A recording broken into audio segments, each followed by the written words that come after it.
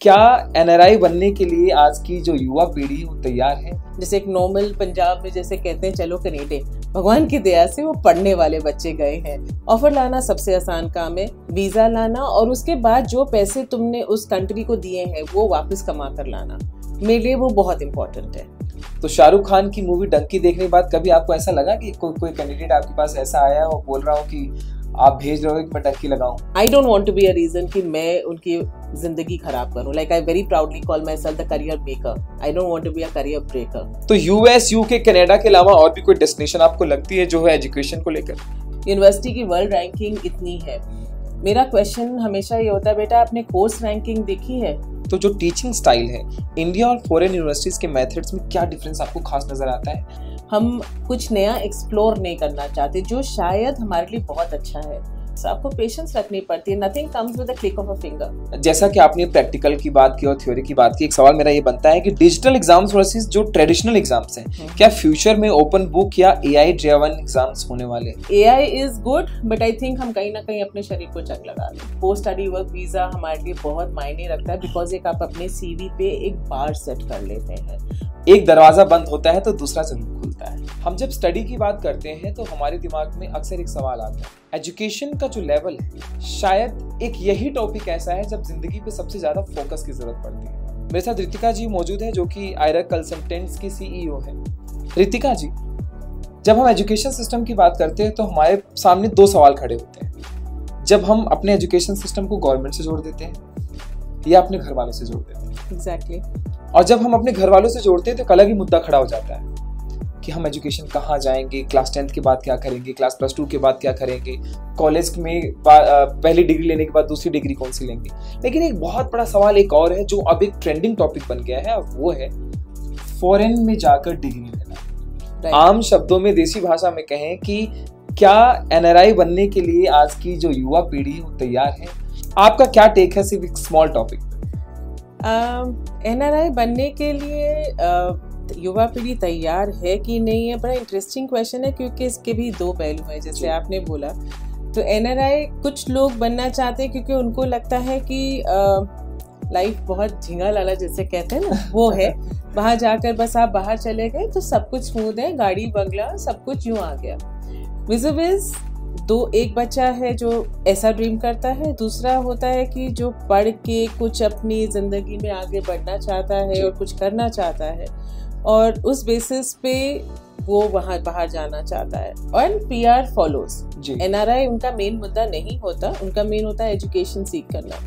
और दूसरा जो मैंने पहले बताया कि उनको बस सिर्फ बाहर जाना है, जैसे एक नॉर्मल पंजाब में जैसे कहते हैं चलो कनेडा चलो, राइट। सो उसमें क्या है कि बस बाहर गए, उनको लगता है तो वहाँ पर जाकर बाथरूम भी साफ कर लेंगे, सब कुछ कर लेंगे, बट बंगला बन गया, गाड़ी बन गई।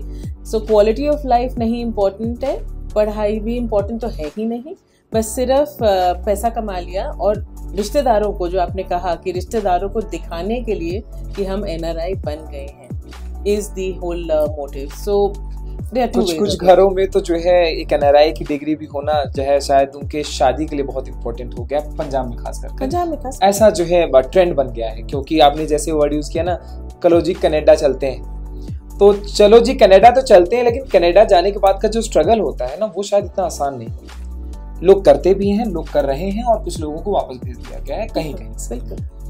लेकिन इससे पहले कि मैं इस एजुकेशन सिस्टम के ऊपर कई सवाल आपके सामने रखूं, रितिका जी मुझे ये बताइए कि जो आयरा कंसल्टेंट्स है इसकी जर्नी अभी तक कैसी रही? आयरा कंसल्टेंट्स के बारे में बताने से पहले थोड़ा सा I would like to talk about myself. Sure Ritika. And मैंने अपनी काम की जर्नी बहुत छोटी उम्र में, 17 साल की उम्र में एज अ बिजनेस वुमन शुरू करी थी। I belong to Lucknow and मैंने पढ़ाई वहाँ करी और उसके बाद मैंने चिकन वर्क का लेडीज़ के 200 लेडीज़ को मैंने ट्रेन करा चिकन वर्क के लिए और उनका सेंटर खोला। और देखते ही देखते वो कब मेरा एक मैन्युफैक्चरिंग हब बन गया और मैंने फिर सप्लाई शुरू करा यहाँ पे लीडिंग शॉप्स पे, और 200, 500, 600, 1000 करते करते ऐसे सूट्स के सप्लाई शुरू हो गए। सो एक social cause along with a business proposition शुरू हुआ। उसके बाद got married, came to Delhi. वो कीड़ा थोड़ा थोड़ा चलता रहा कि काम करना है, बट देन लखनऊ और दिल्ली में जंप करना इतना आसान नहीं रहा। तो since I was a devoted mother, I was too much involve with my children, और मैं बच्चों के साथ बहुत ज़्यादा स्कूल में जाती थी, आती थी। टीचर्स ने फिर बोला कि आप इतने इन्वॉल्व हैं तो आप टीचिंग क्यों नहीं करते।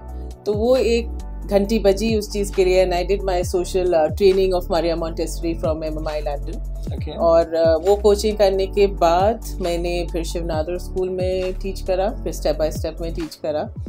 बट वो कहीं ना कहीं एक कहते हैं ना, वो कीड़ा जब बिजनेस का लग जाता है अध्यापक से एंटरप्रेन्योर की तरफ आप वापस मुड़ी गए, तो वो सेटिस्फैक्शन की कुछ, और एक उसका रीज़न ये भी था क्योंकि मैं जब काउंसिल करती थी तो बहुत सारे पेरेंट्स का क्वेश्चन ऐसा होता था कि अब क्या करें, उसने मेरे साथ ऐसा कर दिया, ये काउंसलर ने ऐसा करा। तो एक वो कीड़ा घुसा कि यार इसमें घुस के देखते हैं कि क्यों ऐसा हो रहा है, पेरेंट्स क्यों मिसगाइड हो रहे हैं, बच्चे क्यों मिसगाइड हो रहे हैं जी। And I got this opportunity कि मैं शुरू करूं, और 5 साल पहले मैंने अपनी ये जर्नी शुरू करी आयरा कंसल्टेंट की। और हाँ, 200 से ऊपर बच्चे अभी तक हम भेज चुके हैं बाहर, और वो सारे कनेक्टेड हैं, सारे पढ़ रहे हैं। तो जो मैंने 2 टाइप के बच्चे बताए थे, तो मेरे पास भगवान की दया से वो पढ़ने वाले बच्चे गए हैं, जो अभी तक पढ़ रहे हैं, कोई भी उसमें से वापस नहीं आया है, और they are doing well in their careers.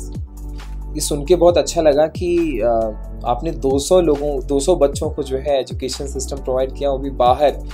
लेकिन ये कहते हैं ना कि ये जो सफ़र है आपके लिए आसान नहीं रहा होगा। मुझे ऐसा लगता है कि ये जो जर्नी बाहर भेजने वाली है, जैसा आपने काउंसलिंग वर्ड यूज़ किया, एक काउंसलर होना बहुत बड़ी बात होती है। You are going to decide the future of someone. Absolutely, it is a lot of responsibility on your shoulder. अब उसमें अगेन आप 2 टाइप के counsellor, consultant as people normally call us हो सकते हैं। एक होते हैं कि जी जहाँ ज़्यादा कमीशन, जहाँ ज़्यादा मतलब हमारा बिजनेस ग्रोथ होता है, आप बच्चों को वहाँ भेजें। विजिविज जहाँ पर बच्चे एक्सेल कर सकें, जो आपने बोला, हाँ हमारे शोल्डर्स पे बहुत रिस्पॉन्सिबिलिटी होती है of guiding them for the right course, right university, उनके बजट के अंदर सीमित जो कंट्री है जिसमें कि उनको उस चीज़ को वापस कमा भी सके। मैं हमेशा 2 चीज़ें बोलती हूँ अपने बच्चों को, ऑफ़र लाना सबसे आसान काम है, वीज़ा लाना, और उसके बाद जो पैसे तुमने उस कंट्री को दिए हैं वो वापस कमा कर लाना। मेरे लिए वो बहुत इम्पोर्टेंट है कि एक एक पाई हमारी मेहनत की कमाई होती है, तो वो वापस जरूर आनी चाहिए। रितिका जी, जैसे आपने कहा ना कि जो है बाहर जाना इतना भी मुश्किल नहीं है, बाहर तो आप चले जाएंगे, लेकिन जो पैसा खर्च करके आप गए उसे कमाकर अपने देश वापस लाना बहुत कठिन होता है। लेकिन जैसे पोस्ट पेंडेमिक की बात करें तो स्टडी अब्रोड का जो ट्रेंड बढ़ गया है, तो लोग सिर्फ कॉशियस हो गए हैं कि हमें अब स्टडी अब्रोड करना है। आप किस तरीके से आज की मार्केट को देख रहे हैं, बाहर जाने वाले ट्रेंड को? बाहर जाने वाले ट्रेंड में देखिए, पहले क्या होता था कि सिर्फ जिसको डंकी हम जो कहते हैं वो वाले बच्चे होते थे, बट नाउ, और उसकी वजह से पेरेंट्स में एक डर बैठ गया था कि बहुत बाहर जाकर क्रिमिनल एक्टिविटीज बढ़ गई हैं, सब कुछ। बट क्योंकि सब जगह, जैसे अगर हमने अभी ट्रम्प का देखा है, उन्होंने रिपोर्ट किया है, कनाडा में भी बहुत स्ट्रिक्ट हो गए हैं, यूके में भी बहुत स्ट्रिक्ट हो गया, लाइकवाइज ऑस्ट्रेलिया में भी हो गया। हर कंट्री अब थोड़ी स्ट्रिक्ट होती जा रही है, where they do not want these illegal immigrants coming in. So अब बच्चों को लगने लग गया है कि हाँ जी, अब हमारी अपॉर्चुनिटीज, बिकॉज क्या होता था पहले इन्हीं टाइप के लोगों से ज्यादा भर जाते थे, तो वो बच्चों को एक डर बैठ जाता था, पेरेंट्स को एक डर बैठ जाता था। अब वो एक कंफर्ट आ रहा है कि हाँ जी। दूसरी बात क्या है, क्यों बच्चे बाहर जा रहे हैं? हमारी इंडिया में बहुत अच्छी एजुकेशन सिस्टम है, I do not doubt that even a bit, but एक थोड़ी सी जो कमी रह गई है वो ये है कि थ्योरी पे ज्यादा तवज्जो दिया जाता है rather than hands on practical knowledge नहीं। पहले क्या होता था, 4-5 ही करियर्स होते थे, आप बिजनेसमैन बन जाएं, आप लॉयर बन जाएं, आप इंजीनियर बन जाएं, आप डॉक्टर बन जाएं, यही थोड़े बहुत होते थे। और पेरेंट्स का भी माइंडसेट यही होता था कि मेरा डॉक्टर का बेटा, डॉक्टर इंजीनियर का बेटा। अब लोग थोड़ा एक्सप्लोर करने लग गए हैं, तो वो अभी जो आपकी अपॉर्चुनिटीज हैं वो अभी इंडिया में इतनी ज़्यादा बढ़ रही हैं with all these private colleges coming in, but अभी इतनी बड़ी नहीं है। तो वो टेलर मेड कोर्स जो है बाहर में फॉर्चुनेटली अनफॉर्चुनेटली ज़्यादा है। रितिका जी, आपने एक शब्द यूज़ किया जो है डंकी। तो शाहरुख खान की मूवी डंकी देखने के बाद कभी आपको ऐसा लगा कि कोई कैंडिडेट आपके पास ऐसा आया और बोल रहा हो कि आप भेज रहे हो कि मैं डंकी लगाऊं? मेरे पास आते हैं, ऐसा नहीं कि एक नहीं आया, बहुत आते हैं, मैं उसको दरवाजा दिखा देती हूँ। क्योंकि वो मूवी एक ऑफ कोर्स आर्टिस्ट ने बनाई है और वो कलाकार हैं जो एक स्क्रिप्ट को पूरा प्रभावित करते हैं लोगों को, लेकिन डंकी मारना जो है कहीं ना कहीं इलीगल है और वो शायद एक सही तरीका नहीं है लोगों को बाहर जाने का। तो देखिए उन्होंने बहुत क्रूड तरीका दिखाया था भेजने का, बहुत और भी तरीके हैं बच्चे जो जाते हैं और Punjab Haryana, again I am sorry मैं बदनाम नहीं करना चाहती हूँ, बट अनफॉर्चुनेटली वहीं से ज्यादा होता है।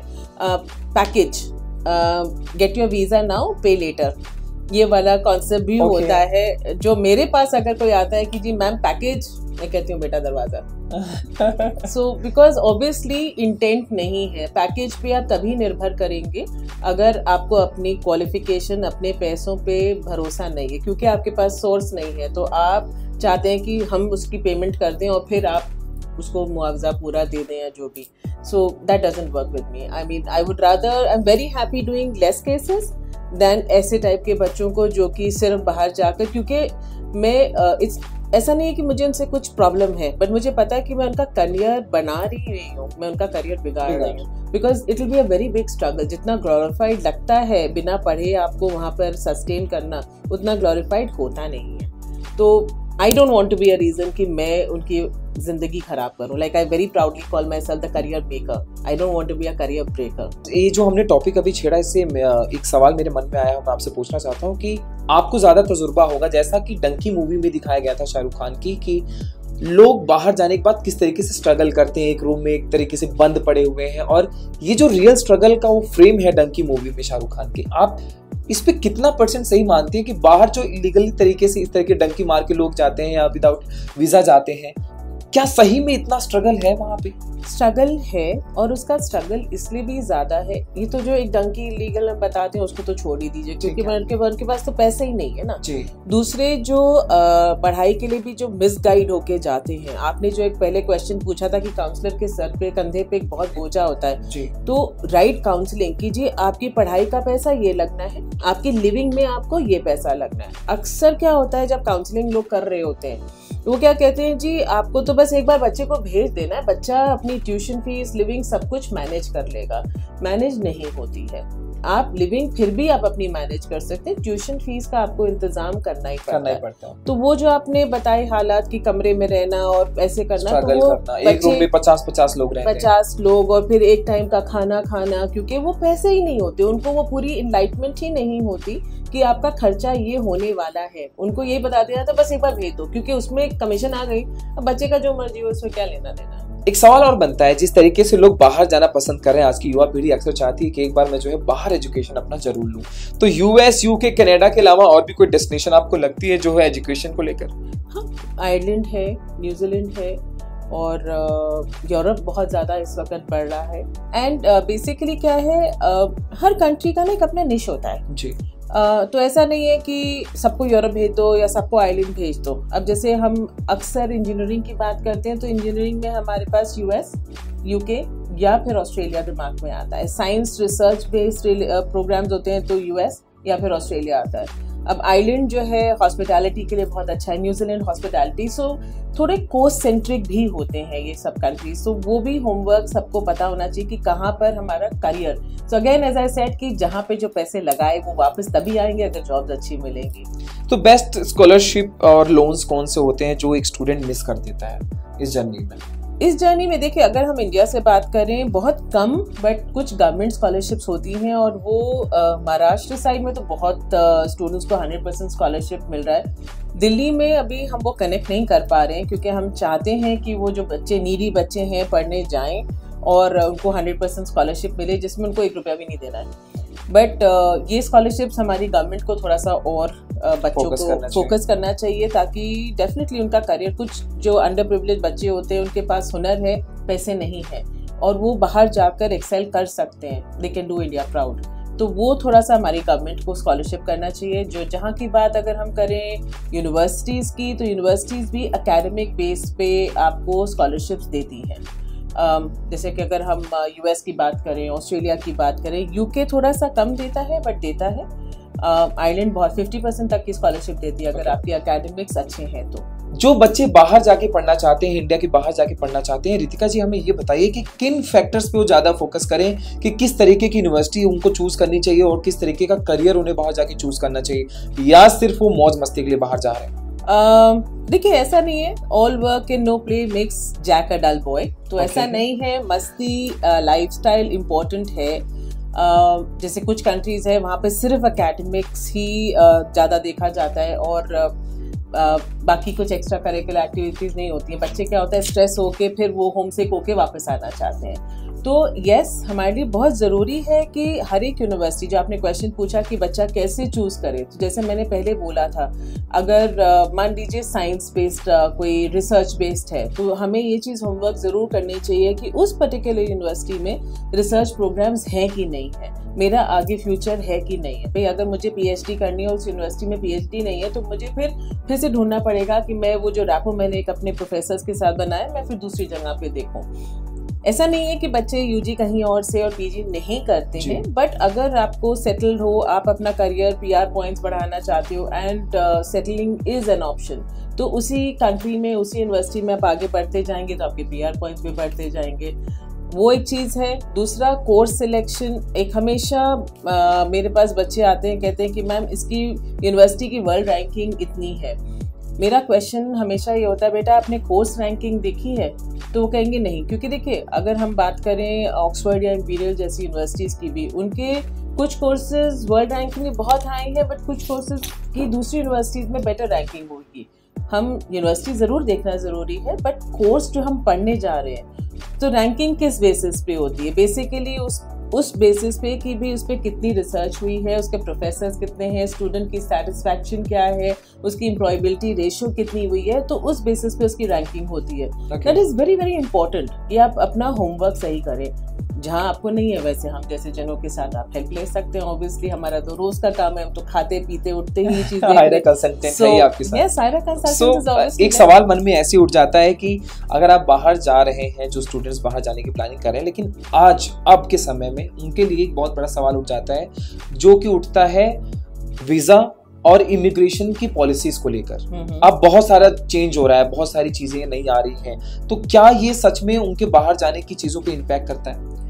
देखिए, वीज़ा में ना मैं दो ही चीज़ें कहती हूँ बहुत ज़्यादा इम्पोर्टेंट है जी। आपके एकेडमिक डॉक्यूमेंट्स और आपके फाइनेंशियल्स। हर कंट्री की रिक्वायरमेंट अलग होती है। जैसे कि अगर मैं यूके की बात करूँ, उनको आपके 1 महीने पुराने फंड्स चाहिए होते हैं, ठीक है। आपके पास वो पैसा आपके अकाउंट में, लोन में, एफडीज में किसी भी तरीके से लीगल तरीके से जमा होने चाहिए। ऑस्ट्रेलिया में वो 3 महीना पुराना मांगते हैं। ITRs बहुत इंपॉर्टेंट है, इनकम टैक्स रिटर्न पेरेंट्स की। यही चीज़ अब कनाडा में शुरू कर लिया। पहले तो उनको सिर्फ 1 साल की फीस चाहिए होती थी। US में उनको करंट फंड्स चाहिए। तो इस तरह से हर कंट्री की अपने फाइनेंशियल रिक्वायरमेंट अलग है। एकेडमिक डॉक्यूमेंट अगर आपने मैनेज नहीं किए हैं और आपकी फाइनेंशियल्स भी अगर मैनेज्ड नहीं है, भगवान की दया से आई वुड से हमारा 100% सक्सेस रेशियो है वीज़ा को लेके। क्योंकि एज आई सेड, मेरे पास कोई भी मैनेज या पैकेज वाला होता है, मेरा दरवाज़ा तैयार है। बिकॉज वो चीज़ें अल्टीमेटली कहीं ना कहीं पकड़ी जाती हैं सूनर और लेटर, और वो आपके वीज़ा को और आपके लिए आगे के लिए एक हर्डल ही बन जाता है। मेरे पास अभी पीछे ही एक यूके का स्टूडेंट आया था जिसका एक America visa rejection, UK visa 2 बार रिजेक्शन है, और उसके लिए यूके का वीज़ा मैं लगा रही थी। और अनफॉर्चुनेटली बच्चे का मतलब सारा कुछ बहुत बढ़िया था, बट अगेन डॉक्यूमेंट्स सही तरीके से प्रेजेंट नहीं किए गए थे। ही हैड दैट रिजेक्शन, और आज वो बैठा है यूके में, आराम से पढ़ाई कर रहा है। Very nice, very nice. ये जो टीचिंग स्टाइल की बात करते हैं, जब हम इंडिया वर्सेस अब्रॉड की बात करते हैं, तो जो टीचिंग स्टाइल है इंडिया और फॉरेन यूनिवर्सिटीज के मेथड्स में क्या डिफरेंस आपको खास नजर आता है? कम शब्दों में समझते हैं। बहुत simple, theoretical and practical. Okay. So India में अनफॉर्चुनेटली अभी भी हम बहुत थ्योरी बेस्ड और किताब बेस्ड पढ़ाई कर रहे हैं, जबकि बाहर कहीं पे भी हम बात करें तो it's a amalgamation of theory and hands on practical. जब हम हैंड्स ऑन की बात करते हैं, उनका आधा टाइम पढ़ाई और आधा टाइम उनको प्लेसमेंट दी जाती है, जहाँ पर उनको हैंड्स ऑन उस चीज़ का एक्सपीरियंस हो रहा है। जैसे अगर MBA बच्चा करने जा रहा है तो उसको उसी दौरान में वहाँ पे कंपनीज में लगाया जाता है एज एन इंटर्नशिप, और वो सीखते हैं उस चीज़ को और उनको नॉलेज, तो मतलब एक थ्योरी को कैसे प्रैक्टिकल यूज में लाना है, वो उनको सिखाया जाता है। Job placements foreign degree better career opportunities देती है या इंडियन डिग्रीज भी वैल्यूएबल है? ये बहुत ना एक क्रिप्टिक क्वेश्चन है जिसका मैं आंसर भी बहुत उसी तरीके से दूंगी। जॉब प्लेसमेंट्स के लिए क्या होता है, लोग सोचते हैं कि जी मैंने टॉप यूनिवर्सिटी से पढ़ाई कर ली तो मेरी जॉब तो यूं लग जाएगी। ऐसा नहीं होता। देयर 2-3 थिंग्स दैट आपको ध्यान में रखना होता है, चाहे इंडिया हो चाहे बाहर। आपको अपनी पढ़ाई करने जा रहे हैं, पढ़ाई करनी है, मार्क्स अच्छे लाने हैं। आपका नेटवर्किंग बहुत ज़रूरी है, चाहे वो इंडिया है चाहे ओवरसीज। और एक आपके जो है रेफरेंसेस, मान लीजिए आपका सीनियर है, आप नेटवर्किंग जो मैंने बात कही, आपका सीनियर है, 2 जनों का रिज्यूमे एक कंपनी में गया और उन्होंने आपको बोला कि जी ये मेरा सीनियर है, इसका रेफरेंस है और एक ऐसे ही है, तो ऑब्वियसली जिसका रेफरेंस है उसको जॉब मिल सकती है। सो वेरी इंपॉर्टेंट कि आप सिर्फ किताबी कीड़ा ना बन के रहें, नेटवर्किंग करें और पढ़ने गए हो, पढ़ाई में अच्छे ग्रेड्स लाइए। क्या ऑनलाइन और AI ड्राइवन जितने एजुकेशन सिस्टम्स आ रहे हैं ये अब्रॉड जाने के सपने को तोड़ देंगे? क्या लोग अब्रॉड जाना जो है ज़्यादा उचित समझेंगे, या जिस तरीके से ऑनलाइन स्टडी की जो मात्रा है कोविड के बाद वो ज़्यादा बढ़ गई है? ज़्यादा देखिए बड़ी है, बट आप ये देखिए कि बड़े सारे जॉब ऑप्शंस पहले वर्क फ्रॉम होम होते थे जी, अब सब वापस आ रहे हैं। ठीक है, अगर हम अपनी काउंसलिंग की बात भी करें तो पहले हमारी सारी मोस्टली काउंसलिंग ऑनलाइन हो जाती थी, अभी भी है, ऐसा नहीं कि नहीं है, क्योंकि आप अपने घर के कन्वीनियंस में बैठे कर रहे हैं। बट अब क्या है, इतने ऑनलाइन इसमें इतने फ्रॉड्स और इतने धोखे लोगों को मिल रहे हैं, तो लोग एक फिजिकल प्रेजेंस जाकर देखना चाहते हैं। पढ़ाई की बात भी अगर हम बात करें ऑनलाइन के लिए कोई हरज नहीं है, बट एक जो आपको फिजिकल एक्सपोजर और जो कनेक्टिविटी आपको अलग अलग देशों के लोगों के साथ जो ग्लोबल एक्सपोजर आपको मिल रहा है, आई डोंट थिंक सो वो ऑनलाइन में आपको मिल सकता है। ठीक है, जब कंप्यूटर्स आए थे तो बड़ा हुआ था कि जी जॉब्स खत्म हो जाएंगी, AI के लिए भी अभी यही बात बोली जा रही है कि जी जॉब्स खत्म हो जाएंगी, बट आई थिंक एक ह्यूमन टच हमेशा रहेगा।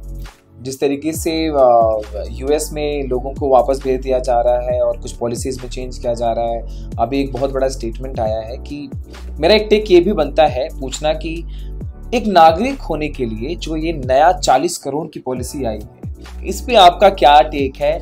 क्या 40 करोड़ देकर ही अब हमें वहाँ के नागरिकता हासिल होगी, और क्या ये सही है? क्यों इतना बजट बढ़ा देना US की तरफ से?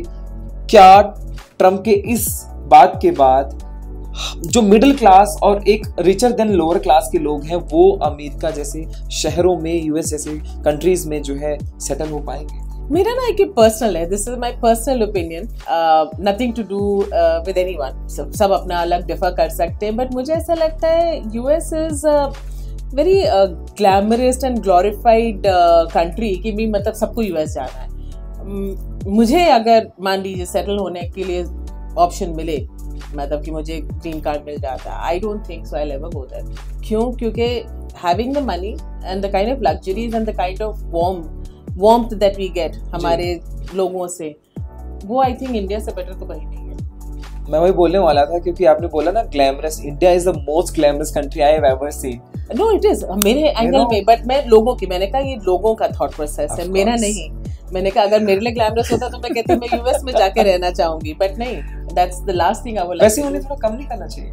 क्या चीज? ये जो बजट इन्होंने बढ़ा दिया, क्योंकि ऑफ कोर्स वो अपने अपने पैसे को देख रहे हैं कि किस तरीके से वो रिच हो सकते हैं, लेकिन वो ये नहीं देख रहे कि जो नागरिकता अभी तक लोगों को दे रहे थे वो अब वो कम हो जाएंगे। तो वो लोगों को अपनी अकल इस्तेमाल करनी चाहिए ना, कि इतना पैसा दे के सिर्फ एक आप नागरिकता के लिए जा रहे हो, वही पैसे आप इंडिया में आप you can have the best of the life, entrepreneur बन सकते हो। 40 करोड़ मतलब आप इंडिया में रह के फॉर्च्यूनर 4 टैक्सी पे दे सकते हो, इसके बाद जो है घर में बैठ के कमा सकते हो, राइट? 10-15 रामू शामू आपकी सेवा में लगे रहेंगे। Bharat is the best place for adventure? No way, I mean India is, I mean sorry, no way नहीं, I mean no doubt about, no doubt, yeah yes, my bad. And इससे बेटर हमारे भारत महान, I mean I am a proud Indian. ठीक है, मैं बच्चों को बाहर पढ़ने भेजती हूँ, मगर वो ये है कि वो बच्चे पढ़ें, अपनी कुछ नॉलेज गेन करें और वापस हमारे इंडिया को एक नेक्स्ट लेवल पे लेके जाएं। Sounds great. रितिका जी, जब हम बात करते हैं बाहर या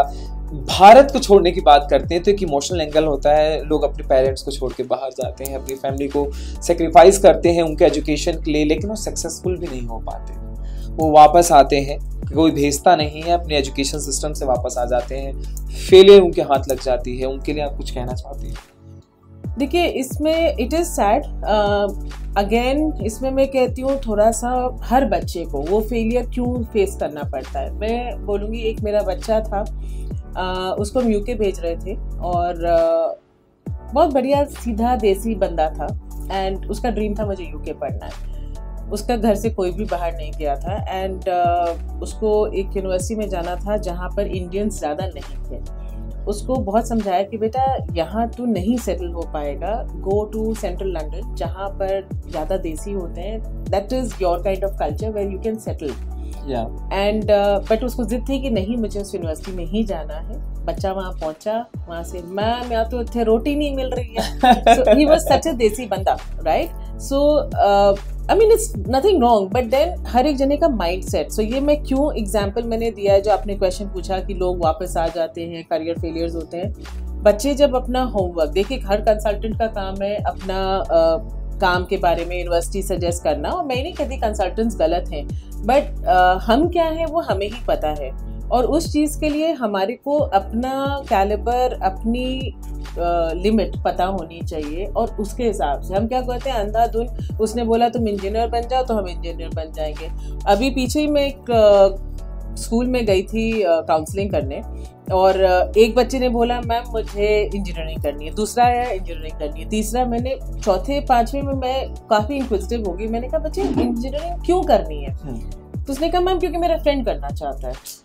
तो बताओ, ये प्रॉब्लम है हमारे साथ, हमारी इस जनरेशन के साथ, कि हम पीयर प्रेशर में आकर, अपने रिश्तेदारों से आकर हम सोच के हम ये ऐसा मान लेते हैं कि बस यही ज़िंदगी है, इसी में क्विक मनी है। हम कुछ नया एक्सप्लोर नहीं करना चाहते, जो शायद हमारे लिए बहुत अच्छा है, बट क्योंकि एक वो लकीर का फकीर कहते हैं ना बन के, तो वो बच्चे फेलियर ज़रूर फेस करते हैं। रितिका जी, आपके तजुर्बे से मैं एक बात जानना चाहता हूँ, और शायद एक एजुकेशन सिस्टम के खिलाफ नहीं है या नौकरी के खिलाफ नहीं है, लेकिन मैं एक नौकरी के पक्ष में एक बात समझना चाहता हूँ कि आजकल हम अपनी दिनचर्या को सिर्फ यूँ समझिए कि अपनी नौकरी के इर्द गिर्द खो देते हैं। हम अपने आप को सुबह से लेकर शाम तक नौकरी के लिए खो देते हैं। लेकिन मेरा एक सवाल अपने आप से ज़रूर होता है, क्या कम पैसे कमाकर, ज़्यादा पैसे कमाकर नौकरी में अपनी ज़िंदगी को दे देने से ज़्यादा बेहतर है कम पैसे कमाकर किसी स्टार्टअप पे फोकस किया जाए? बिल्कुल अच्छा आइडिया है, startups are always good, but again आज की जनरेशन में एक थोड़ी सी प्रॉब्लम है कि मेहनत कम और पैसे ज़्यादा। ठीक है, बिल्कुल। मतलब हर एक चीज़ में, जैसे कहते थे ना, वो कहते थे कि भी आप लोग तो जूते घिस घिस के कर दिए, हम ऐसा नहीं करना चाहते, हम स्टार्टअप करना चाहते हैं। ठीक है, बहुत अच्छी बात है, करो, आपके पास आइडिया है, बट किसी भी चीज़ पे मेहनत करे बिना आप कहीं मुकाम पे नहीं पहुंच सकते। आजकल की जनरेशन, शुरुआत जरूर शून्य से होगी, लेकिन मंजिल आपको उस पे मिल जाएगी। आपको पेशेंस रखनी पड़ती है, nothing comes with the click of a finger, right. तो थोड़ा टाइम डिवोट करना पड़ता है, थोड़ा सा। और जो आपने कहा कि हाँ, कम पैसे में अपनी जिंदगी, routine, happiness is important, because आप क्या होगा, आप बर्नआउट हो जाओगे। आपने 24 घंटे आप उसी बारे में सोच रहे हो, तो फिर आप महीने बाद ही कहोगे नहीं यार, ये तो मज़ा नहीं आ रहा, मैं नौकरी ही ढूंढ लेता हूँ। तो वो सारी जो आपका होमवर्क किया हुआ है वो ख़त्म। तो बैलेंस, वर्क लाइफ बैलेंस बहुत इंपॉर्टेंट है, मगर उसको थोड़ा तो आगे चलने दो, रेस शुरू होने से पहले ख़त्म तो नहीं हो सकती। वर्क लाइफ बैलेंस पे भी हमने डिस्कस कर ही लिया है। हमने ये भी बात किया कि किस तरीके से हमको बाहर जाना है, तो किन चीज़ों पे फोकस करना है, किन फैक्टर्स पे ध्यान रखना है। एक सवाल एक सेगमेंट में ज़रूर खड़ा होता है, वो होता है हमारे एजुकेशन सिस्टम में जिस तरीके के बदलाव हो रहे हैं, जैसे हमारे एग्जाम्स को लेकर, हमारे एडमिशन्स को लेकर। मेरा पहला सवाल उस पर ये रहेगा कि बोर्ड एग्जाम्स को टफ करते जा रहे हैं, इसका स्टूडेंट्स पर क्या इम्पैक्ट पड़ रहा है? बोर्ड एग्जाम्स को जो टफ कर रहे हैं, it is not a good idea, because क्या हुआ कि कोविड के टाइम पे हमें सबको बहुत आदत हो गई कि 90, 100 बिना पढ़े ले आए। ठीक है ना। Now suddenly you make those changes, we need to understand कि जो बच्चे आज को एग्जाम दे रहे हैं उनको सबसे ज़्यादा इम्पैक्ट हुआ है। लोग सोचते हैं कि जो 11-12 जिन्होंने उस साल दिया उनको इम्पैक्ट हुआ, नहीं, जो बच्चे उस वक्त 8th 9th 10th में थे उन पे सबसे ज़्यादा, क्योंकि उनके वो ब्लॉसमिंग ईयर्स थे और उसमें वो आगे बढ़ रहे थे। अब उन्हीं के लिए सबसे ज़्यादा टफ, और 2-2 बार एग्जाम्स की, अच्छा ठीक है नहीं साल में 2 बार एग्जाम्स होंगे, कोर्स को जो है MCQs करेंगे। MCQs बहुत आसान है मार्क्स लाना, but they are very similar, बहुत मुश्किल भी है। तो आप बच्चों को टैक्स कर रहे हो, वो ऑलरेडी इतनी ज़्यादा बच्चे डिप्रेशन और इन सब चीज़ों में इसीलिए जा रहे हैं। So it's not a very good idea कि आप टफ करते जा रहे हैं, आप you are trying to raise the bar in the wrong way. I feel again, जो मैं पहले भी बोलती जा रही थी कि हमें को प्रैक्टिकल नॉलेज पे ज़्यादा फोकस करना चाहिए। आपने अगर करना है, आप 50% अपनी प्रैक्टिकल उन पे कर दो और 50% आपकी थ्योरी में कर दो। जैसा कि आपने प्रैक्टिकल की बात की और थ्योरी की बात की, एक सवाल मेरा ये बनता है कि डिजिटल एग्जाम्स वर्सेस जो ट्रेडिशनल एग्जाम्स हैं, क्या फ्यूचर में ओपन बुक या AI ड्रिवन एग्जाम्स होने वाले? लग तो रहा है ऐसे अगर चांसेस बने तो फिर ये जो हम दिमाग से सोचकर कोई सवाल का जवाब देते हैं, वहां पे तो कंप्यूटराइज दिमाग लगाना पड़ेगा, हमें भी सोचना उस एंगल से पड़ेगा। क्लोन्स पैदा करेंगे। अब आप एक देखिए, हम लोग मोबाइल से पहले हमें लैंडलाइन नंबर होते थे तो हमें सबको रटे होते थे जी, ठीक है ना। आज को अगर मुझे अपने हस्बैंड का नंबर तो चलो याद है, बट किसी और का नंबर, मेरे बेटे का नंबर मुझे याद नहीं है, ये वो फोन में फेड है, 1 सेकंड में किसी भी कॉल दिस नंबर। बिल्कुल, तो आप ब्रेन को जंग लगा रहे हो। By AI is good, but I think हम कहीं ना कहीं अपने शरीर को जंग लगा रहे हैं। एक जंग वाली बात जैसे आपने कही, बहुत बड़ा स्ट्रेस है। स्ट्रेस की बात करते हैं तो एक बहुत बड़ा स्ट्रेस आजकल जो है एग्जाम्स को लेकर आ जाता है, जब बच्चे अक्सर किसी मेन एग्जाम्स के दरवाजे पे खड़े होते हैं और वो लेट हो जाते हैं। क्या कोई कानून नहीं है उनको बात को सुनने के लिए? मुझे बहुत सैड लगता है, क्योंकि मैंने बहुत देखा कि एक IAS एग्ज़ाम के लिए लेट हो गए, एक बोर्ड एग्ज़ाम के लिए लेट हो गए, और उसकी वजह से बच्चे को एग्ज़ाम नहीं दिया गया। कितनी मेहनत के बाद वो एक दिन होता है। That was very unfair because देखिए दिल्ली में कहीं पे भी ट्रैफिक, किसी का टायर पंचर हो सकता है, कुछ भी हो सकता है। आई थिंक वो, हाँ, 15-20 मिनट का आपको बफर, हम जैसे जो स्पेशल बच्चे होते हैं उनको हम 1 घंटे का एक्स्ट्रा टाइम देते हैं, so why can not they be adjusted in that. वो बहुत सैटिंग होता है देख के, एक्चुअली में मन पिघलता है कि I asked the same question to some senior guy from the education industry, only from the Ministry of Education. He said, आशीष, अगर हम उनको अलाउ करते हैं 1 घंटे का बफर इस तरीके से, तो उस 1 घंटे के दायरे में भी वो लेट हो जाए। क्या ऐसा पॉसिबल होगा? सी देखो, पॉसिबिलिटी हर चीज की हो सकती है, कुछ होते हैं लेट लती और कुछ की genuine. So I mean I know उस वक्त वो एग्जामिनर जो है वो जेन्युइनिटी पता करने नहीं जा सकता कि जी एक्चुअली में इनका टायर पंचर हो गया था या एक्चुअली में कुछ गिर गया था, मतलब कुछ भी हो सकता है जी। बट आई थिंक 15-20 मिनट का बफर, तो वो जो 5 मिनट का जो था वो घंटे का मैं नहीं कहती, बट 5 मिनट 10 मिनट के बफर पे नॉट फेयर।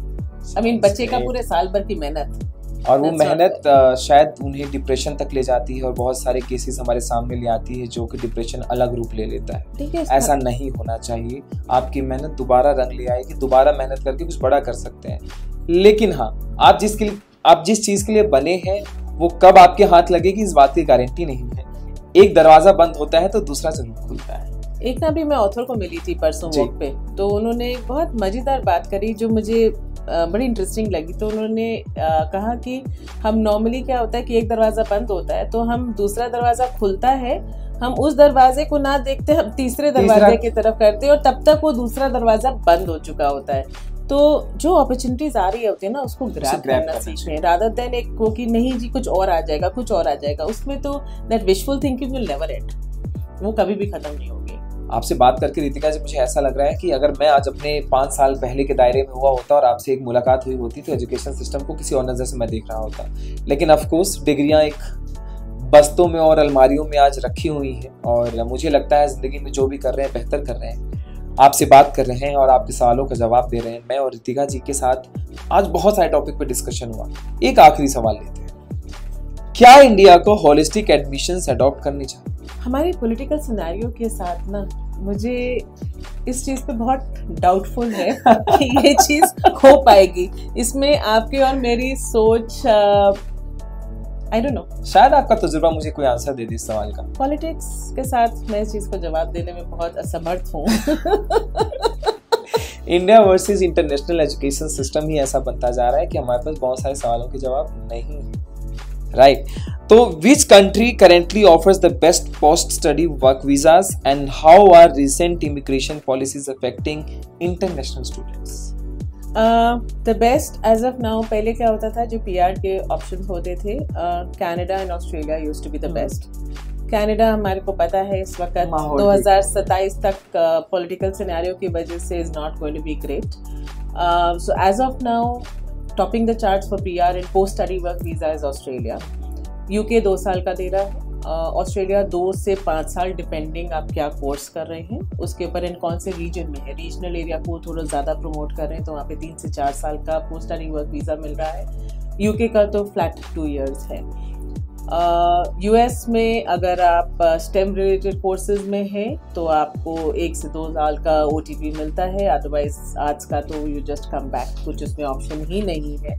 और जो आपने पूछा कि उसमें बच्चों का स्कोप क्या है, बच्चों का स्कोप मेरा अगेन मानना ये है कि जिस माहौल में आप पढ़ने जा रहे हैं अगर उसी माहौल में आप जॉब ना करें और एक्सपीरियंस गेन ना करें तो वापस आकर नई जगह पे, जैसे फॉर एग्जांपल अगर मान लीजिए आपने किसी टॉप यूनिवर्सिटी से कहीं पे भी काम करा, आपने वहाँ पे वर्क एक्सपीरियंस नहीं गेन किया, 2 चीज़ें एक प्रॉब्लम आती है। एक तो क्योंकि वो जो आपकी टीचिंग स्टाइल है आप उसको एग्जीक्यूट करना नहीं सीख पाएंगे। दूसरी बात क्या है कि आप एक फ्रेशर की तरह वापस आएंगे तो आपकी नौकरी शुरू होएगी वही 30, 40, 50 हज़ार से, लाइक अ स्क्रैच। सो वो चीज़ बहुत ज़रूरी है कि पोस्ट स्टडी वर्क वीज़ा हमारे लिए बहुत मायने रखता है, बिकॉज एक आप अपने CV पे एक बार सेट कर लेते हैं एंड नो मैटर व्हाट, अगर हमें पसंद आए ना आए, बट हमारे इंडिया की जो स्टार्ट सैलरी है और जो बाहर की स्टार्ट सैलरी है बहुत फ़र्क है दोनों में। It's much more higher unfortunately बाहर। आप है रितिका जी जो कि आयरा कंसल्टेंट की CEO है और आपने अभी तक 200 लोगों को जो है 200 बच्चों को बाहर जो है अब्रॉड स्टडी सपोर्ट किया है और काउंसिल किया है उन लोगों को। आपके तजुर्बे से आज मैंने जितना समझा है वो ये कि focus for what exactly you need. आप बाहर जाना चाहते हैं, हो सकता है आपके लिए सिर्फ एक टूर हो, और सीरियसली अगर आप पढ़ाई करना चाहते हैं और एजुकेशन बेस पे बाहर जाना चाहते हैं तो सोच समझ कर सही कदम उठाएं और सही जगह कंसल्ट करें। क्या करना है, कैसे करना है आप बेहतर जानते हैं, लेकिन हाँ एक रास्ता आप जो अपनाना चाहते हैं उसमें अपने साथ अपने बड़ों को जरूर शामिल करें। कोई डिसीजन अलग से ना लें। दोस्त बाहर जाते हैं तो बाहर घर के जाते हुए खेलते हुए अच्छे लगते हैं, देश के बाहर जाते हुए नहीं। तो इसी के साथ रितिका जी मुझे आज ये कन्वर्सेशन बहुत ही ज़्यादा एंगेजिंग लगा आपके साथ, और फ्यूचर में दोबारा किसी बड़े टॉपिक के साथ ज़रूर मुलाकात होगी।